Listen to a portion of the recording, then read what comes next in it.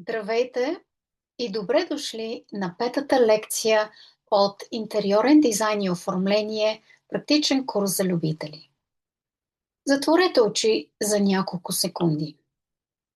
Представете си любимото си място вечер. Каква е светлината? Топла, мека, ярка или драматична? Истината е, че не помните мебелите толкова ясно, но помните усещането.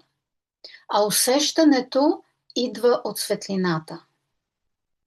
Едно и също помещение може да бъде спокойно, енергично, уютно, луксозно, само чрез вярното осветление. Как се чувствате в болница? Или интимен ресторант на свещи? Офис? Осветлението е един от най-мощните инструменти в интериорния дизайн. Оформя емоцията, възприятието и преживяването. Едно и също помещение може да изглежда спокойно, енергично, интимно или драматично, в зависимост от начина, по който е осветено.